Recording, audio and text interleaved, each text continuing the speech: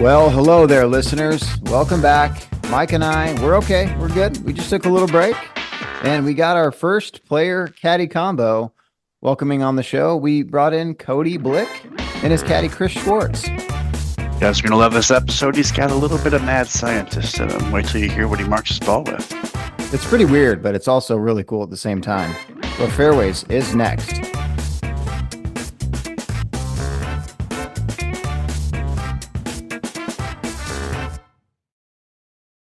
Oh, there we go. There we go.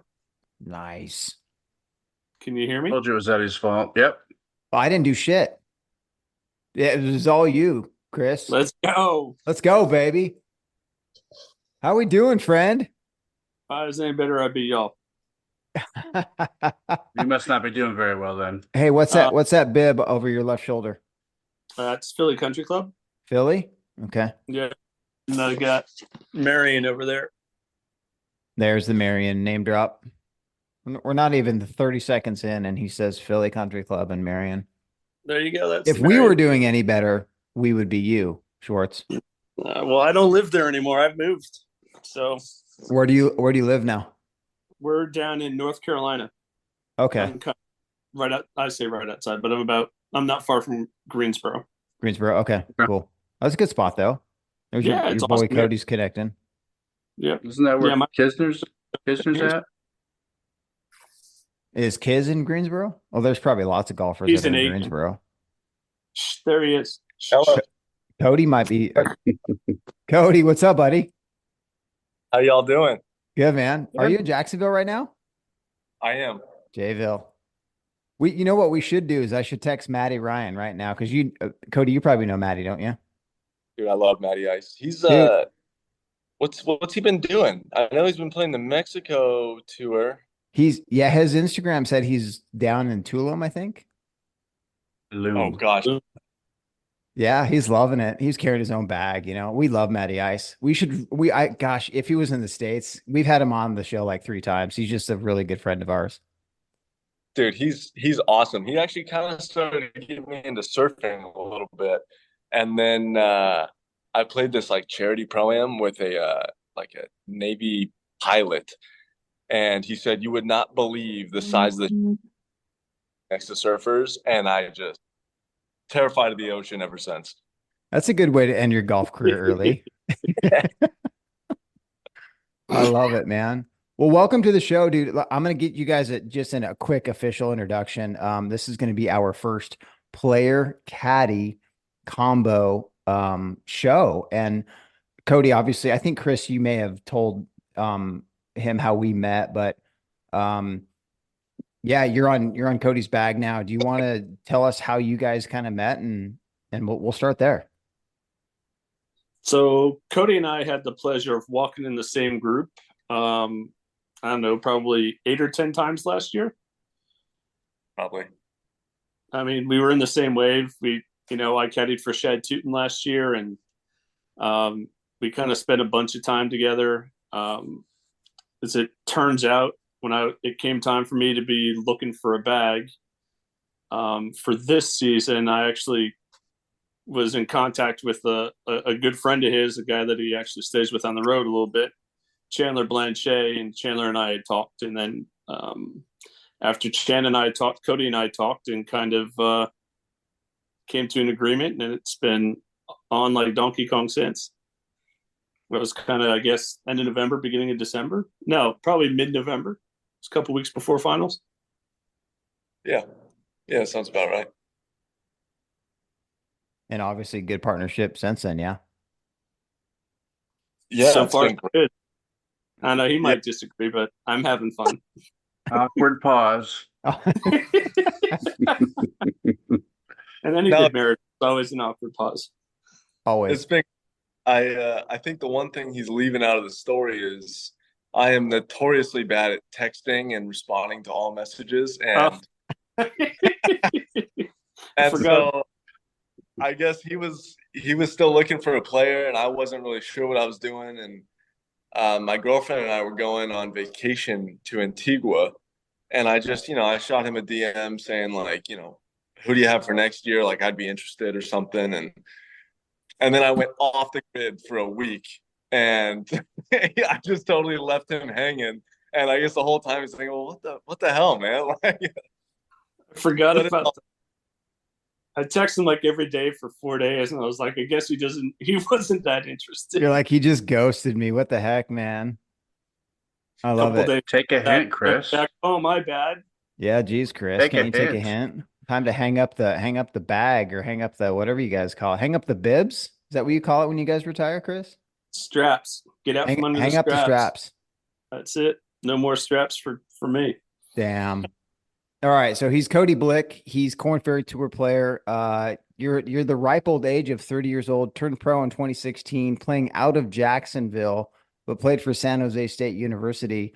And Cody, before you came on, I was doing a little bit of professional research because we're professionals here on you and the San Jose State. As a Spartan, you had a pretty good record, just second to Aaron Oberholzer when you were in your senior season.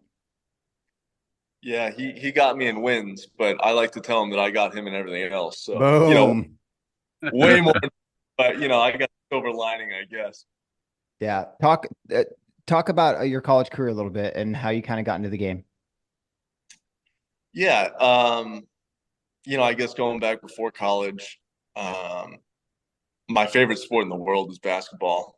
But I mean, freshman year I was 4'11", 85 pounds, was hitting my driver probably 130, 140 yards. So basketball kind of quickly went out the door. Picked up golf and really kind of just got into it to hang out with my grandpa and my dad, and then kind of realized how cool the game was, even though everyone at school was telling me how lame golf is. And I just kind of stuck with it, and then didn't really have too many D1 offers. Chose San Jose State. I wanted to be sort of close to home, and the sneaky thing about San Jose State is we have a really good home tournament, and so because of that, we get to play in all these really good events, which as a team kind of sucks because we were DFL every week, but as an individual, it was great because I got to play against the best in college, and I mean, I had a pretty good college career, 5 wins, and at the end, it was just kind of time to turn pro, and I think I maybe outgrew the program, I guess you could say. It was time to go, and the hardest part was the guys on the team were and still are my best friends, so it was kind of tough to leave, but I was excited to get going. Anybody on tour right now that are still that you played on team with? No, the only one we had Mark Hubbard, I missed him by 2 years, but his first years as a pro, he was still kind of hanging around school, so we would play practice rounds and qualifying with Hubs. Cool. Yeah, he's doing pretty well on tour now. Yeah, he's been on top leaderboard. He's scrappy, man. Yeah, he's got a hell of a talent. Did you guys ever play, since you guys are in Mountain West, do you guys ever play up in Boise? Do you guys ever play BSU or any kind of those events? No, we played Boise once my freshman year, but we didn't really go up there. We went a lot to Arizona, and we saw like San Diego State and Air Force and UNLV a lot, but we didn't really go to Boise too much. Talk us through the decision to turning pro. You graduate college, you're ready to go. Did you just know immediately? You're like, hey, I had a pretty good, successful college career. Obviously, the next step is professional golf, but like there's still that maybe indecisiveness, or that some players that we chat with are like, oh, what do I do? Do I work on my game more? Do I stay at, I don't know. Walk us through that process and what it was like for you. Yeah, it kind of once I got into like high school and started getting into the game, the goal was to always, win on the PGA Tour, be on the PGA Tour. But you're pretty far away at that point. So it was more of a dream, I guess you could say, at that point. And got to college, had a pretty good freshman year, conference player of the year, and it was fine, but I didn't win. And then it was kind of, my first event sophomore year I won, and then the second event sophomore year I won. And then that's when it was like, okay, well, maybe I can do this. And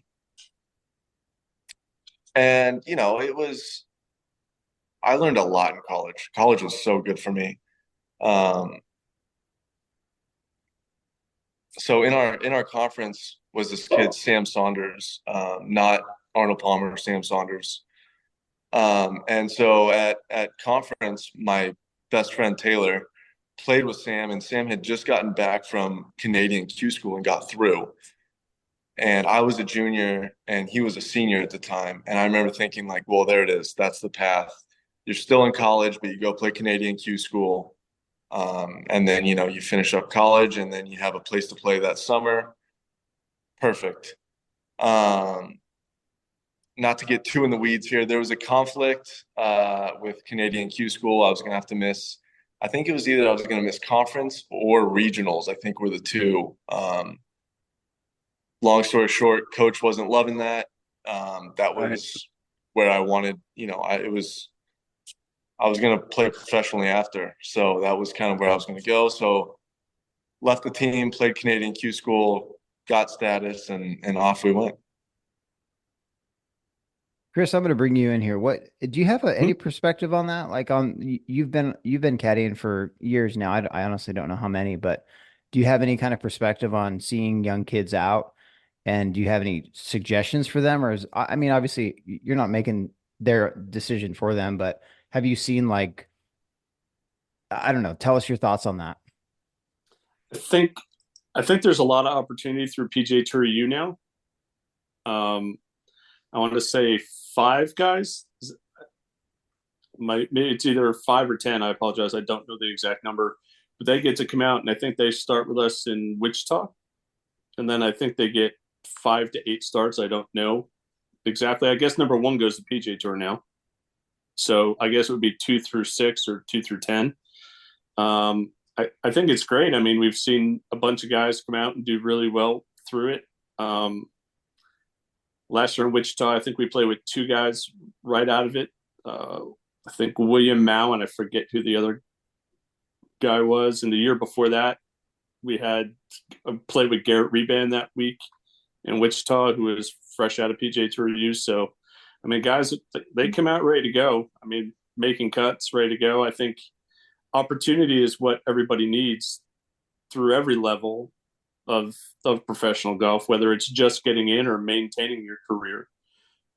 Whether it's on a Korn Ferry Tour or the PGA Tour, I think you need opportunity, and I mean PGA Tour U has been a great way to get some young kids some starts and make it a little bit of an easier transition for them, as opposed to having to wait almost a year to get in or to Monday qualify.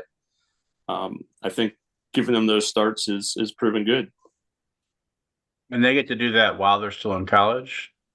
I think it's for graduating seniors. I don't think it's for juniors, PGA Tour U. Gotcha. So you have to, or maybe if you decline your last year, I'm not quite sure what the rules are with it. I hate to sound this way, but I know that like every year in Wichita, I think we see 5 to 10 new guys that kind of come out, and it's great. I mean, I think opportunity is what it's about, like I just said. And if you get that opportunity, it's up to you to make the most of it. And how do you handle the moment? It's kind of, Cody and I talked about it a little bit. I mean, you prepare your whole life for this moment. Why be nervous? Go out and take advantage of it. And this is why you practice. This is why you spend countless hours and hit countless balls and hit countless putts. And have all those games that you play in and out in tournaments and money games with buddies, and that's what it's about, to get you ready for that moment. So if you're there and you're not ready for it, then you got to figure that out. Yeah. Sure. Cody, do you have a mindset about how to not be nervous in big moments? I mean, I like to think I don't really get nervous. I get excited. I think nervous kind of has a negative,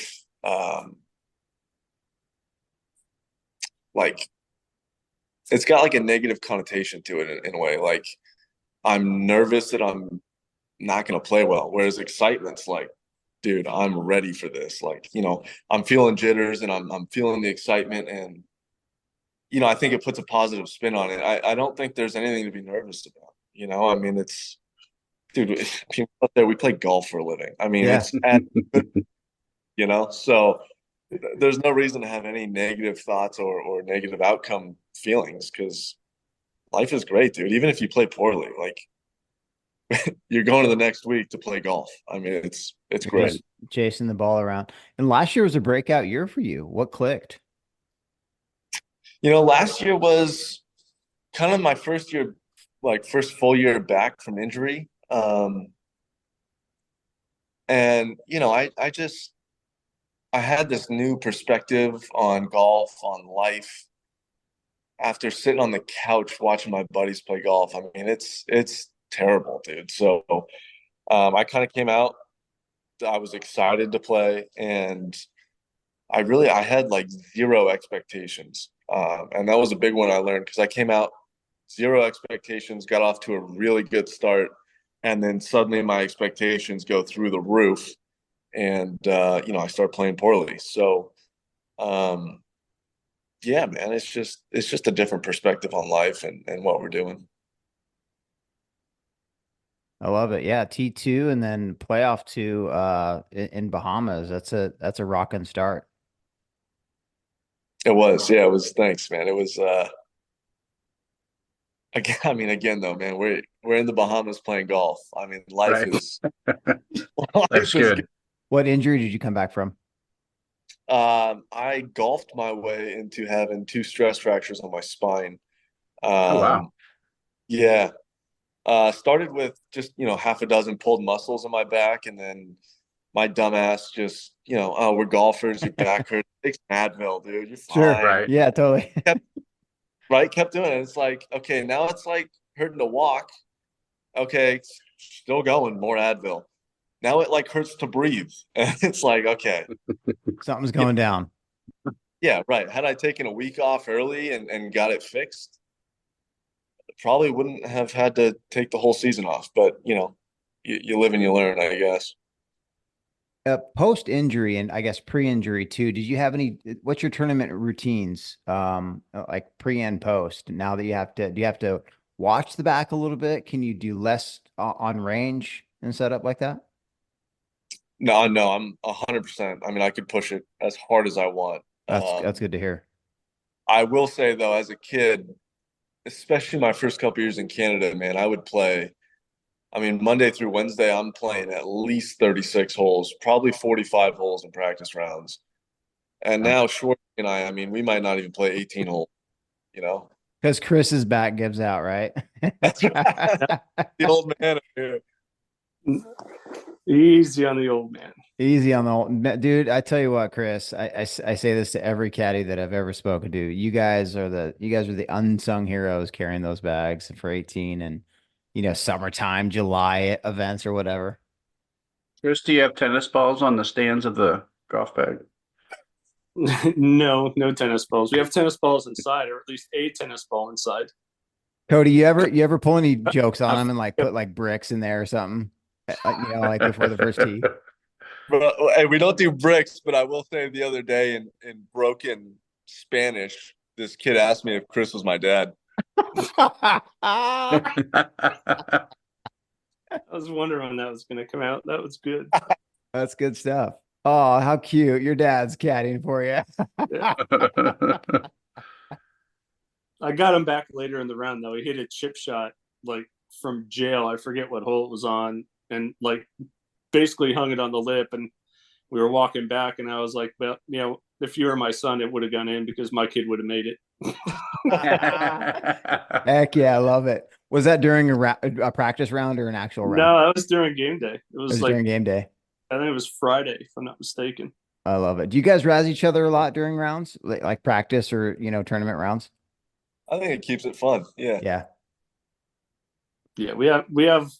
There's very rarely a time we're out there where I'm not smiling or laughing or trying to think of the next thing to make him smile or laugh or Right. waiting for the next thing to come that's gonna kind of be embarrassing or something, but Yeah.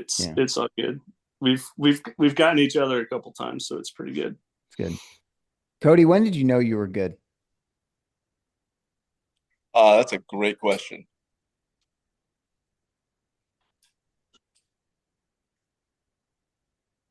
Do you know that you're good? Yeah. I don't know that Like I when did you have that feeling where you're just like, you know what, I'm pretty damn good at this game. Like I see myself playing professionally on tour. Like, do you remember that moment where you kind of just had that moxie or like just had that feeling where you're like, yeah, I can do this? Do you remember when that was? no, dude. I don't. I don't know that I don't think sophomore year when you started off good. I think that kind of told me that I could do it. I don't know, man. I think a lot of guys kind of have some self-doubt in this game, and I don't know, man. That's an interesting question. I would say sophomore year I kind of knew that I could do it. Hmm. Um, but I think after playing in the Bahamas last year, that was when I like realized that I could like really compete with these guys. Love it. Yeah. What was different from college into pros? Is there anything that was different that you expected? Like, did you have like this mindset? You're like, all right, college is over. PGA Tour is going to be like this, and then you're like, whoa, it's not like this. What was different to you? Yeah, there's a couple things there. First off, I thought it was going to be glamorous, and let me tell you right now, it is airport, hotel, driving range, hotel, driving range, hotel. It's Look at dude, Schwartz's beard. Of course, it's not glamorous, man. This guy's got I, gray hair. dude, it's Hoping you yeah, guys make the cut. Every week, every week. it's yeah. So I think that was kind of the first one. The second one, man, I came out of college, I would say a pretty cocky 21, 22-year-old kid. Um, I thought it was going to be 1 year in Canada, 1 year on Korn Ferry, and straight to the PGA Tour. And dude, it's D1 golf is very competitive. It's an Mhm. amazing breeding ground for professional golf. Um,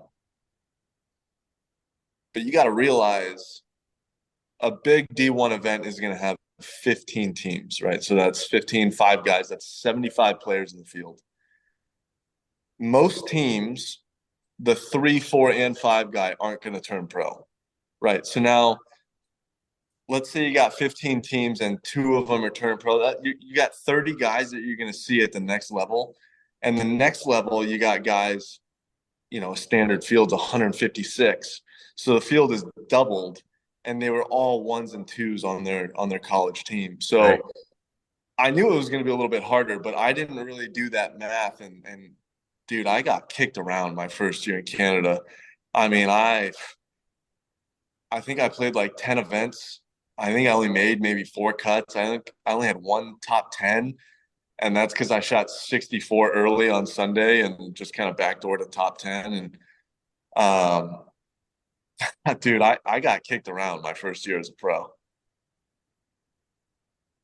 Big Got any wake up favorite? call to the big difference between the talent level. That's Yeah, an definitely. interesting way to put that, though. I mean, we've heard perspectives on how deep golf really truly is, because it really is. But I like how you kind of broke that down into the 5 number one and twos in a D1 event, and those guys will have your lunch anytime, right? So, I mean, yeah. I mean, if you were to break down a college event like that and say, okay, 15 guys bring your top 2, I mean, that would be a hell of a 30-man field, right? yeah, I mean, you're basically doing that with 156 guys. So it's competitive. good. You're doing that with, you know, 30 universities essentially, Yeah. Right. Right. maybe more. I mean, you guys are both well traveled. Chris, I don't know if we talked about this when we had you on before, but you guys got any favorite cities you like to play in? Cody, I'll let you go first. Um, Talking about golf course or the city itself? I guess both, just like your experience of playing golf and then like, hey, this is a pretty cool city. I mean, right off the bat, Chicago is my favorite city for sure in America. So I love going to Chicago, no matter what it's for. As far as the golf course goes, I think Omaha is one of the hardest ones we play. I mean, I think it's a true championship style golf course. They bring the rough in, they get the rough real thick, the greens are firm. I mean, it's no joke. And I think that's probably the closest golf course we have to the PGA Tour courses. So, and it's a public golf course that you can play for like $60, and it's like it's top tier, dude. It's a great golf course. That's sweet. Chris? Outside of golf, what makes you love Chicago so much? Just the atmosphere, food, into the sports there?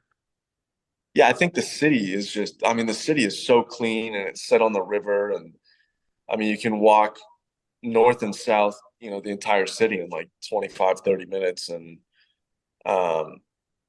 just all magnificent mile. And I mean, dude, it's a clean city. The people are nice and friendly. I mean, they're Midwesterners, they're so nice. Sure. So it's a great little spot. Look at Schwartzy. Midwesterners are nice. I was waiting for Chris, that. do you have something to say about that? He must not have been to very many cities. I've been to a lot of cities. I've never heard Midwesterners they're just really nice. But maybe that's a thing. Never heard that? No, sir. Minnesotans, like the nicest people in the world. They are really nice people. I mean, Mike, you lived in St. Louis. That's considered Midwestern, isn't it? Yeah, they're all jerks. Okay, there you go. We're St. Louis. It's because they're all Cards fans. Those are the nice ones. See, yeah, those guys are tough. I mean, you're not wrong. Chicago is a great city. You ever play? What is it? Is Cog Hill? What am I thinking of? No, yeah, that's in Chicago. Yeah, yeah, that is in Chicago. That's a good one. What about you, Schwartzy? You've been all over this world. I think my favorite event, the event will be there, but the course won't be there. I think my favorite course is the Grove in Nashville. Just something about that place. The first time I stepped on it, the first day I was there, was really my first event of any significance with any hope of doing anything. And I just felt like I was born to be there. Was the moment I stepped on that ground. I ran around like a chicken with my head cut off for a week. Oh, Cody's going timeout. What's up? You gotta tell him why, dude. You can't just leave him hanging like that. I was gonna say, yeah, there's got to be a reason here. My first year there was my first event with Brent Grant. Yeah. And we played in the last group on Sunday, my first event. Finished T5, come back the next year and we won. So until this year, I had a first and a T5. Worked with Andrew Yun this year, didn't make the cut, but there's just something about that place that ekes into my soul. I don't know what it is, but we all have that couple places where you go where you just feel like you were supposed to be there. Right. That one of it. That place is it for me. My favorite city.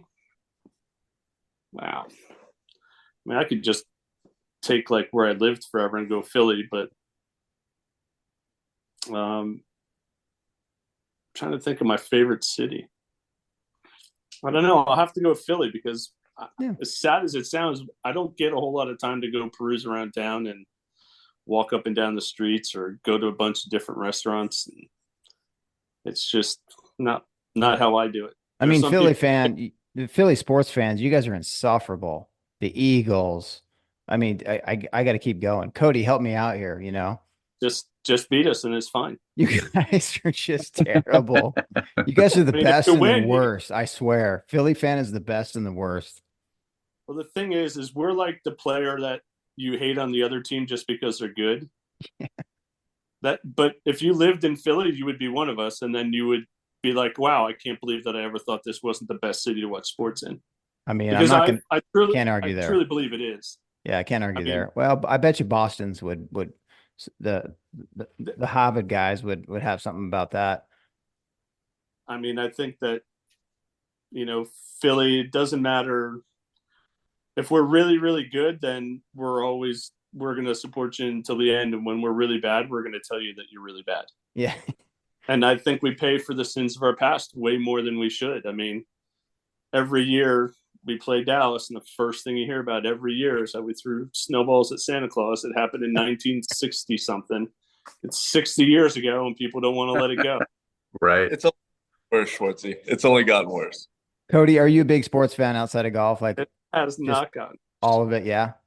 Oh yeah, dude. Who's your teams? I grew up in the Bay Area, so I grew up a That's Niners right. fan. And Our condolences for the Super Bowl. Our condolences. oh dude, I don't even get me started, man. That was Taylor Swift.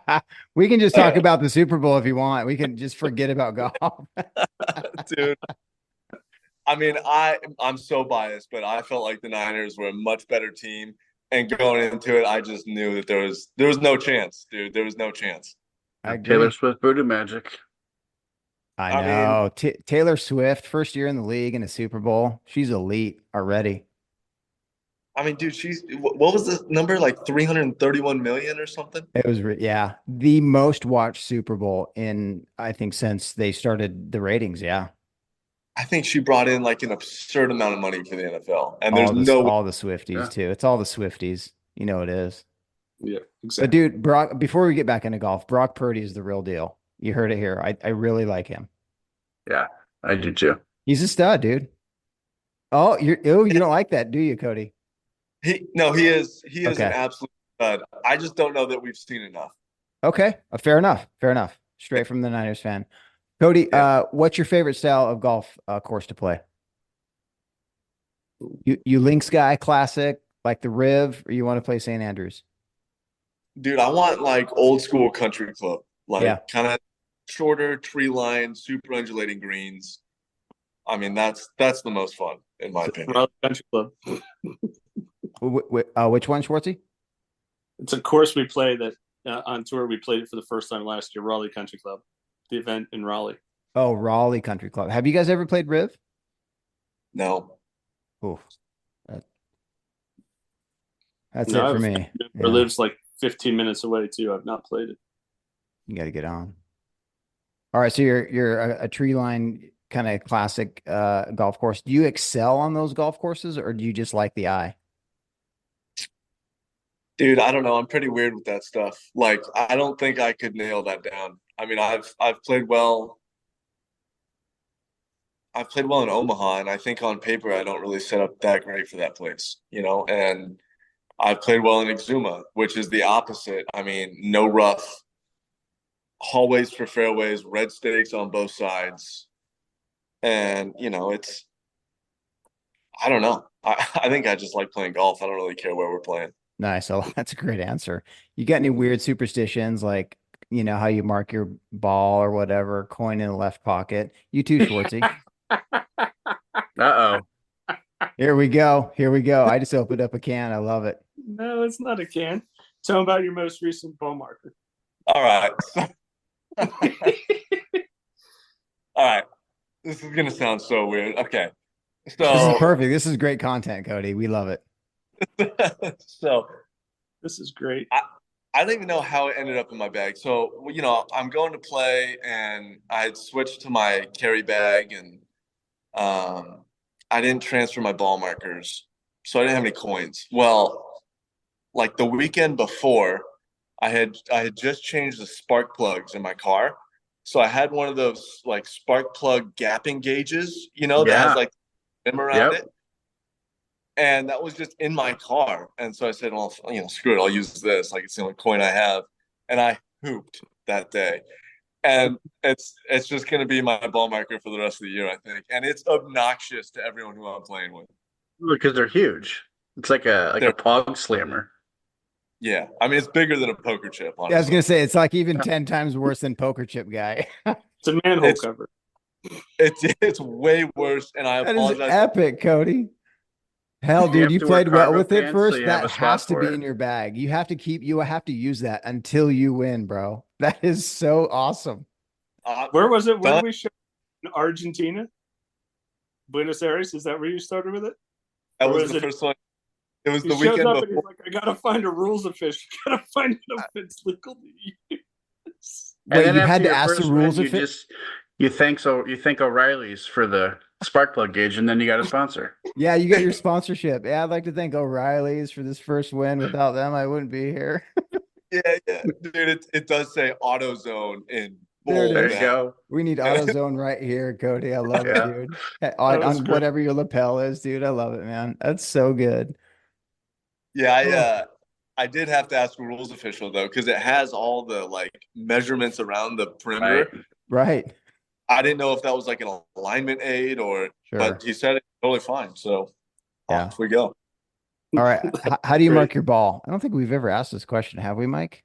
Do we know how people mark their balls? No. How do you mark your ball, Cody? I'm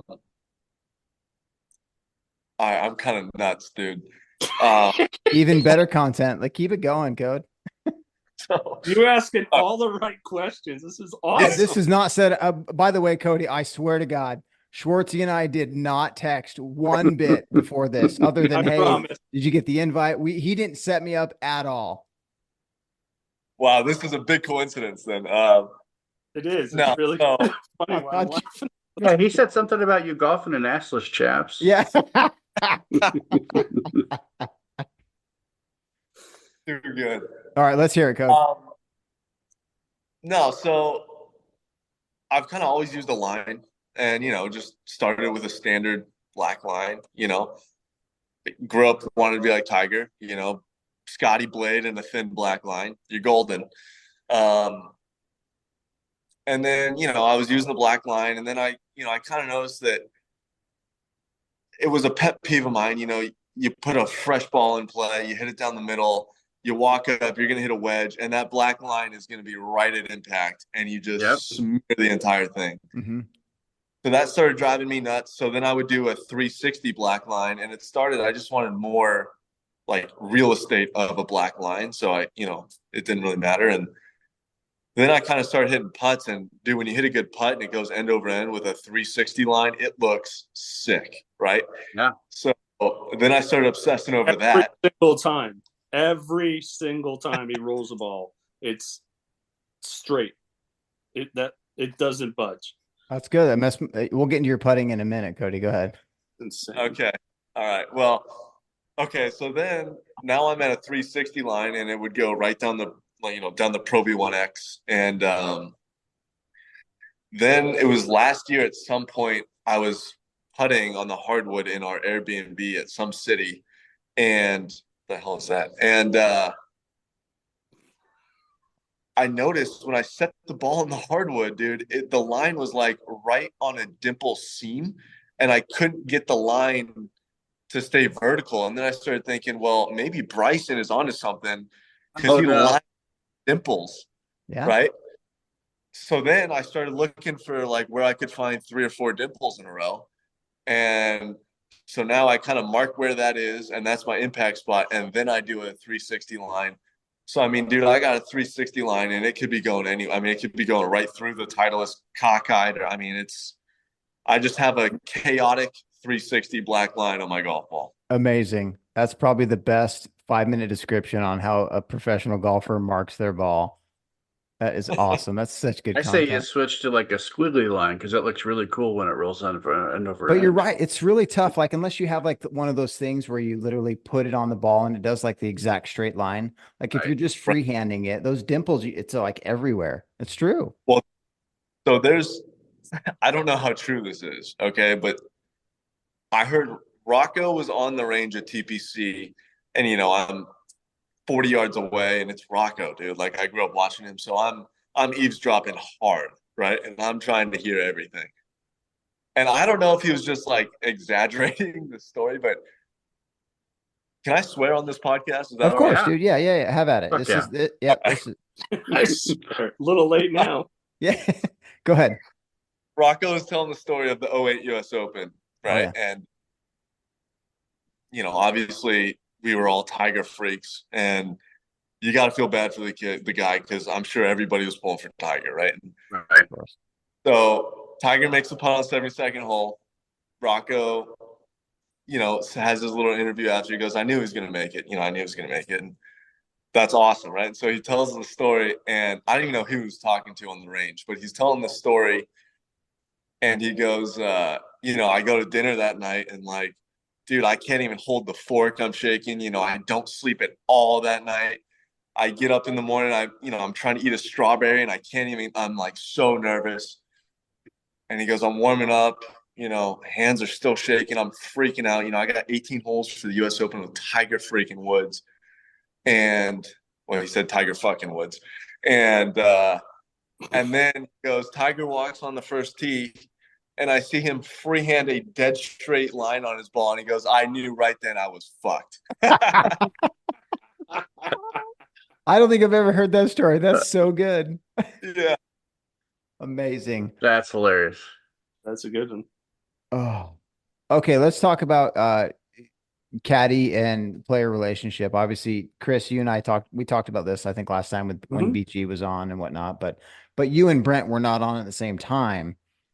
We just had Brent on and then you separately. So, what do you guys, and you guys said you guys razz each other a lot during the round and practice rounds and whatnot, but like what makes a real good, honest, true, good player caddy relationship in your guys' eyes? Schwartz, you go first.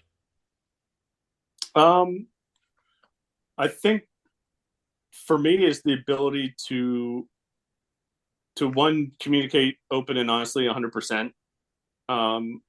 Because we're both there for the same thing. It's to get the best result we can. And it doesn't matter who's right initially, as long as we get it right at the end. Like, I don't care if I say I think it's a 155 shot and he thinks it's a 148 shot, and we hit the 152 shot and it gets us there. Like, I really don't care how that goes. And I'm result oriented when it comes to that. And that's really strange for him to hear because I'm a process oriented person. I believe that if we do the same thing over and over and over again, that's going to create the best result. And I think the way that happens is being able to speak unadulterated and be your authentic self. And for right or wrong, I don't want to say be accepted, but you just have to understand that from our side that I'm here to help. And that's all I can do. I don't have to execute anything. I'm 100% a consultant. I never have to execute anything other than picking up a bag or raking a bunker. Those are the two things I execute. That's it. Other than that, I think the thing that make it go work is trust more than anything. I mean, you help read putts. Cody, you help read putts. Rarely. I don't get in the way of Picasso, man. Like,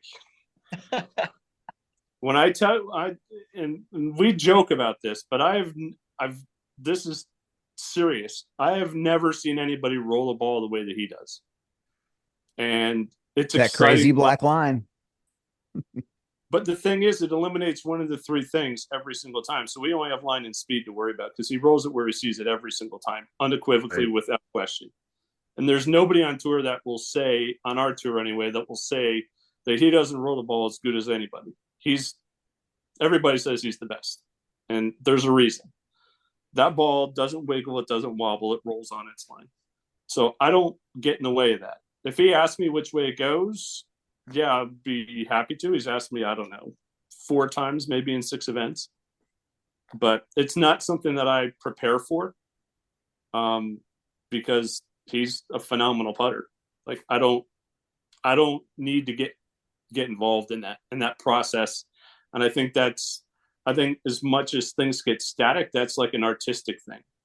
And I think when you get in the way of kind of the left brain's function, that's when it gets haywire. There's too much is not good there, but talking through a shot and picking a number and then being comfortable with that and then watching them fire, that's the only thing that's why I'm there. Cody, anything to add to that? That's pretty cool. I'm about ready to cry, I think. I don't know. We're talking about Picasso and everything, and this is great, Chris. Better than Van Gogh. This is why we're friends, Chris. That is exactly why we're friends. Cody, you got a good man on the bag. And we obviously now we know what your best part of your game is. You're a damn good putter. So anyways, go ahead, Cody. Yeah, I think what makes us such a good team, and there's a lot of guys, I think just athletes in general, and I think this helps them. But there's a lot of athletes who in their mind are never wrong, right? It's they hit the shot perfectly, they got a gust of wind, or they got a messed up bounce, or caddy got a bad number, or it's never on them. That drives me nuts, dude. Like, this is a hard game. I hit bad shots. I miss my number. I miss my target. It's on me, dude. Right. So, Right. I think to Chris's point, like, we have very open and honest communication, and I could quite literally tell this man anything, and there's no fear of being judged or anything, any negative outcome. But what's cool about him and I is, and it's happened a few times. I don't know if he's noticed this, but it's happened a few times where, whatever, I'll hit a bad shot and he'll say, buddy, I got the wind wrong. Sorry. And I'll go, no, dude, I missed my mark. And he'll be like, nah, I think I got the wind wrong. Nah, man, that was on me. And so we're both trying to take the blame. And that's totally different. I think a lot of player caddy combos are almost pointing the finger, and we're both just trying to take the blame on ourselves. And dude, we work well together. It's fun and it's cool, quite frankly. I love it. No, it seems like, I mean, we've been chatting about 40 minutes and it already seems like a great partnership. And I can't wait for Boise, because you guys are going to be here in Boise and we're going to get together and party. Golf Hey, party, man. not like literally party, trouble. but just like, you know. I got all excited. Well, Chris has to be in bed by 8:30. Chris has got to be in bed by 8:30. Yeah. Yeah. Do you give him a like, when you guys are on tour, do you give him like a curfew, Cody? Absolutely not. No chance. Not, you kidding, man? No way. Okay. So now we're on the topic. I love asking this probably go to question. bed earlier than him anyway. Yeah, you Have probably you ever do, had to Chris. ground Cody? No, ever You ground him. no. Okay, The only way I would ground him is if I wouldn't even ground him. I'd just be like, if anything, he works too much. Oh, okay. I like that. Good work ethic then. I can't. Yeah, no. Work is not an issue for him, and there's a fine line between good enough and too much. Yeah. Yeah. And I've got to watch him with that, not in a bad way, but in a good way. No, we got there'll you. be times we talk about like, okay, well, we've been at this for how long? Where's the let's go get some sleep and we can fight another day. Right. How many 6-footers can you make in a row, Cody? Let's just go to bed, damn it. Since we're in the media, what's the most common question asked by the media that you absolutely just are like, really? Dude, I don't really mind anything, to be honest. Like, Cool. yeah, I mean, I feel like I'll answer any question as honestly as I can. I will say,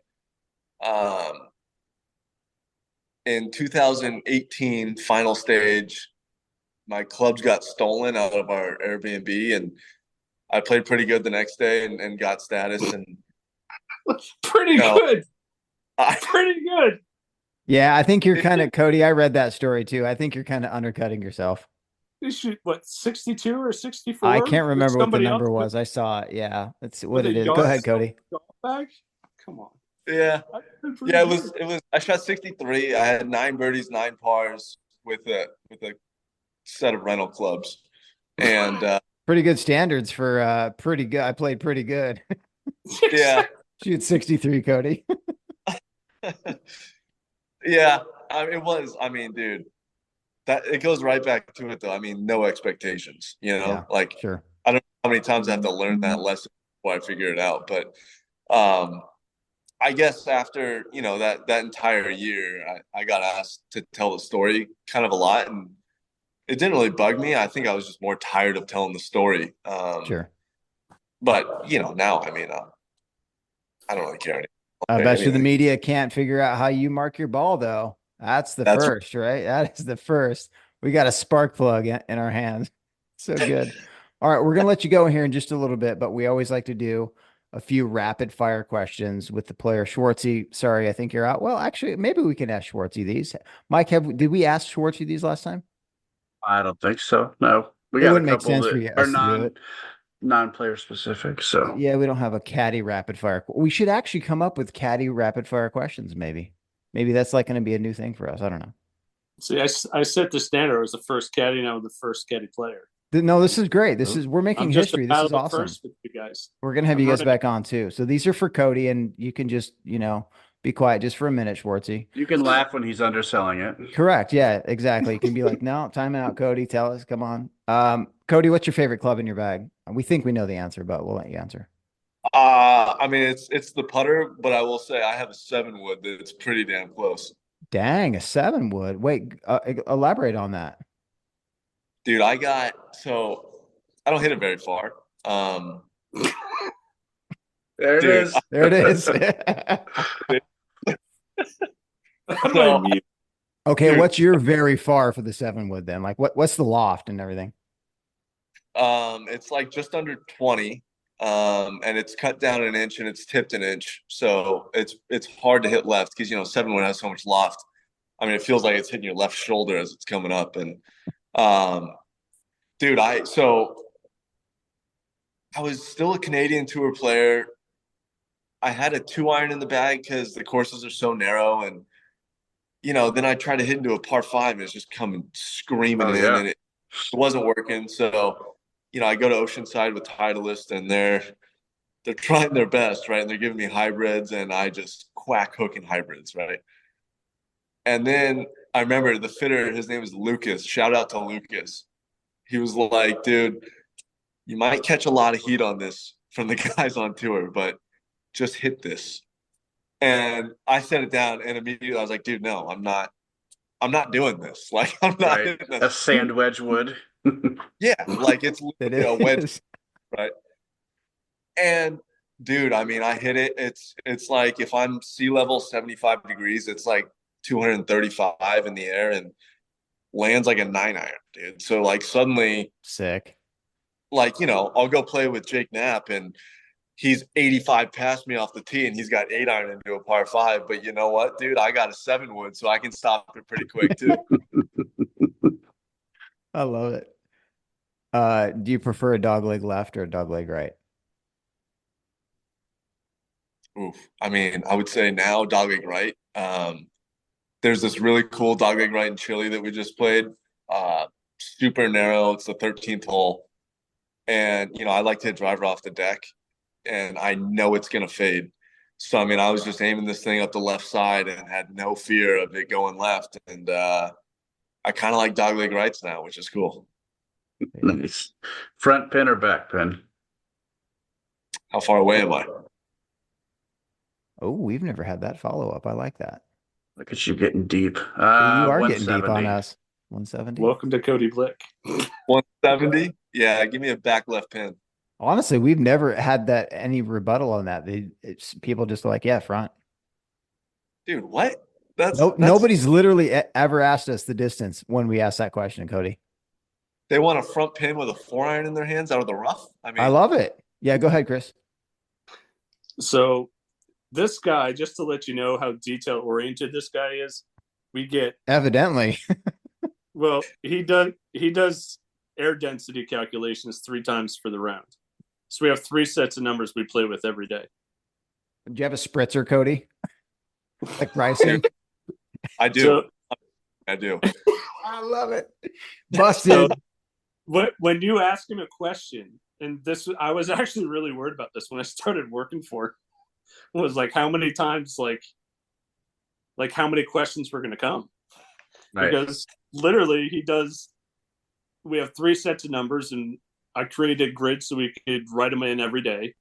And like the numbers will change through the day, but he will act like if you tell him to hit a 150 shot, it could be a 170 pin, it could be a 135 pin. Like Depends on the barometric pressure. He's going to want to know where the wind is, what this is, what that is, where we landed. Is it downhill, uphill? Like that. It doesn't surprise me that he asked that. I love it. Cody, you're commissioner for the day. You get to change one rule in golf. What are you changing? Oh man, Do, I do, want do, to know do, do. caddies just for the reaction, but the one thing I would change,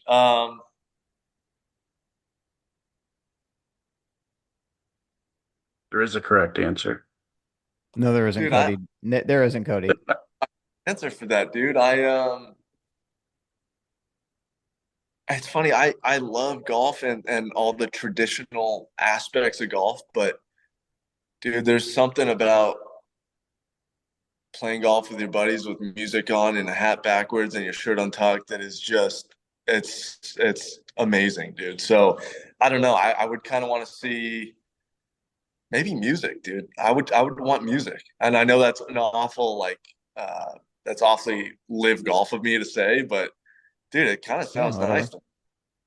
Hell yeah! So when you guys come to Boise, we're getting a tee time, Mike and Schwartzy. Yeah. We're gonna go play, and we're doing exactly that. We're all wearing assless chaps. I love it. All right, Cody. So it's windy or it's rainy. You have to choose one to play in. You're gonna play in the wind or the rain. Oh, wind. Oh, wind all day, dude. All That's day? way more. Oh, Yeah. that's way more fun, dude. Rain. It's funny, dude. Growing up in California, like when it rained, it was cold. And they would always send me like those short sleeve rain jackets. And I'm like, what the fuck is this What for? does it have Right? to do with this? What's this at? How does this work? Dude, that's the best invention in golf. I'm convinced. That thing is Yeah. amazing. Yeah, it's true though. It's true though. Oh my gosh, guys, we could talk for hours, but one final question, Cody. We like to get just like a little bit, like not personal, but A little like deep. a little deep here. Since Chris, you went deep Boy. a little bit earlier, but like what does the game of golf mean to you? Like without golf, what would you be doing? And just like how does it how How's has it change your life? Yeah, how's it changed your life? Wow, that is a deep question, dude. This has been deep thoughts. Yeah, I love the game of golf. I love it, dude. It's so peaceful and it's such a challenge. It's an inner challenge, and every round of golf is kind of a simulation of life. You can have ups, downs, and good breaks and bad breaks, and I think it teaches you how to be a good person, and it kind of teaches you or kind of shows you how you want to react to certain situations. And I pride myself on the golf course of being fairly even keeled, and I think that helps in life. All that being said, I think I love playing professional golf because it itches a competitive scratch that I don't know where I would get without it. Right. I love to work harder than everyone else. I love to be the first one here and the last one to leave. I love pulling into an empty parking lot and leaving at an empty parking lot. And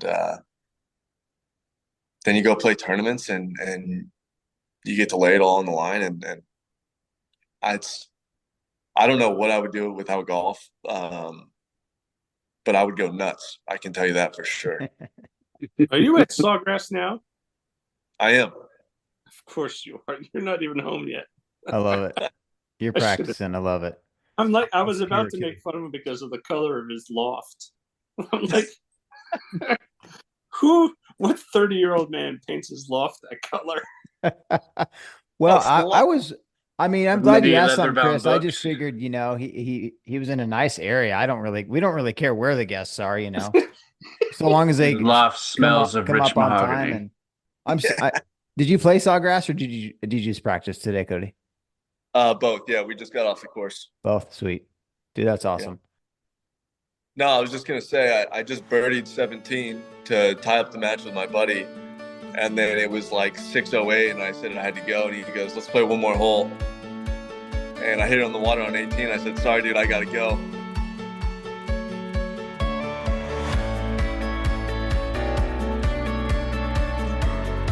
Fairways is produced by Eddie Dunn and Mike Sells.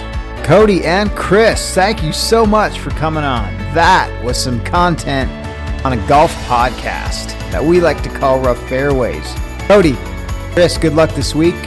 Good luck this year. And guys, the Masters is 2 weeks away. Well, let's give it 3 weeks away. Golf is here. It's what I'm saying. Let's go. Listeners, we appreciate you. Sorry it took us so long, but hey, we are back. We're good. Have a great season. And remember, be kind to each other.